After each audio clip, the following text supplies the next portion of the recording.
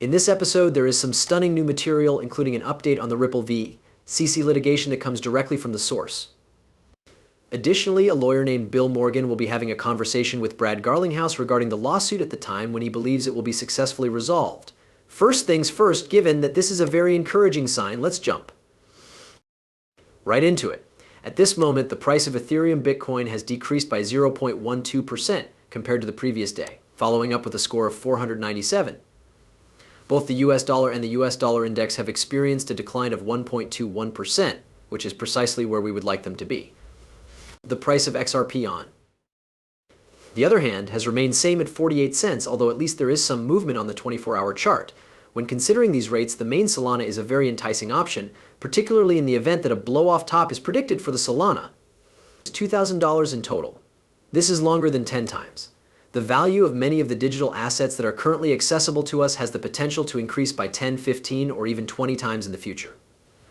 Blue chip coins are what we are referring to. Here we are not talking about scam coins or meme coins, nor are we talking about the coins that have been emerging on BS or Solana recently. The BNB Avalanche, this is Solana.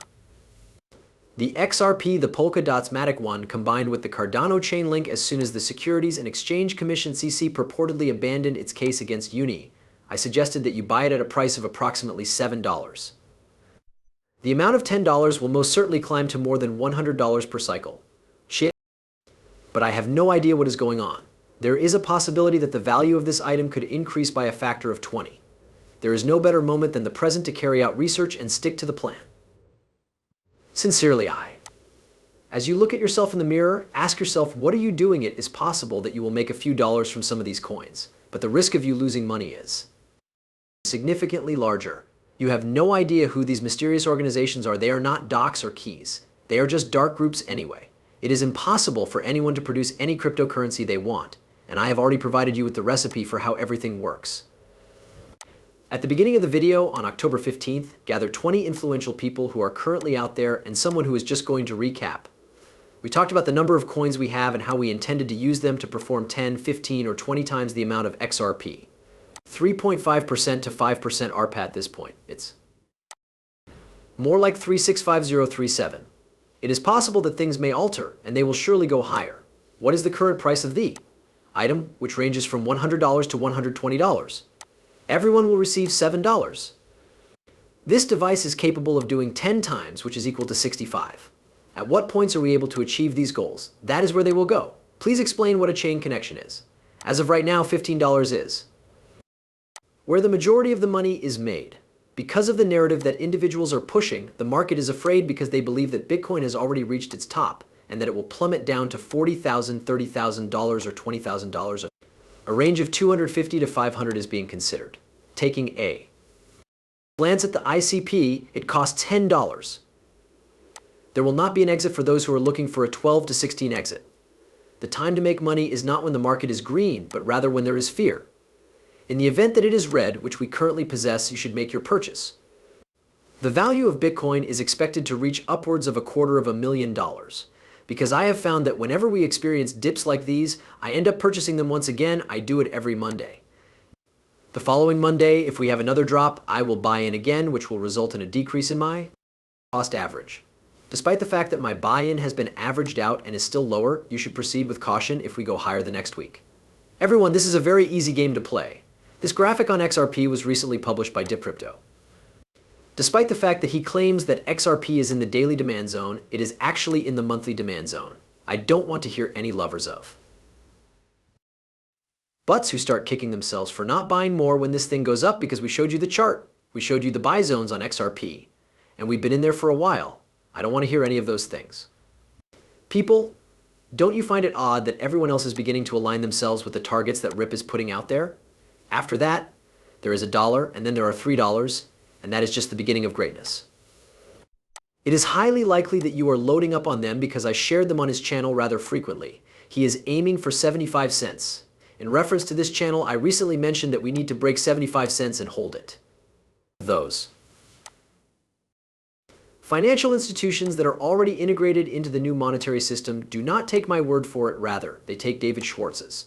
As a result, we have developed and gone through a number of name modifications, and we today typically refer to the product as Ripple Payments.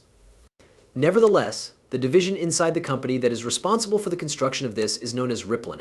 This is a proprietary product that is owned and controlled by Ripple, and it is marketed to financial institutions, the majority of which are non-bank financial institutions.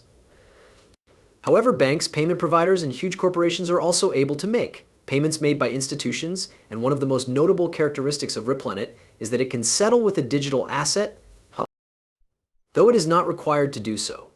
This allows it to be utilized for a wide variety of payment-related use cases. There are a lot of things that just do not match the definition of a digital asset.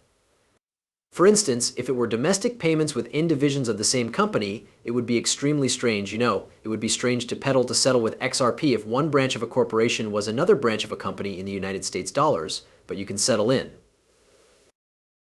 what you want. Additionally, in the early days of XRP, there were very few payments that could settle with XRP. It is common knowledge that there were not a great deal of corridors, and there was not a great deal of liquidity that has greatly increased since that time. As a result, the concept is to convince institutions to use a payment system that is capable of settling with XRP. Once this is accomplished, there will be no barrier to their utilization of XRP because the infrastructure will have on-ramps, off-ramps, and liquidity available to settle their payments in such a way that as the cryptocurrency markets continue to expand and more liquidity enters the system, XRP will have an increasing amount of utility. You heard it. We see everything that's getting lined up. You didn't listen to the first video today. The first video today spoke about BRICS, talked about the rupee, talked about the Ripple stablecoin. You didn't listen to the first video today. The answer is yes, it will be recorded on the XRP ledger. It will make use of XRP and everything is coming together. On the other hand, what do we perceive once more? We notice that it is taking a very lengthy time. What is the reason for this?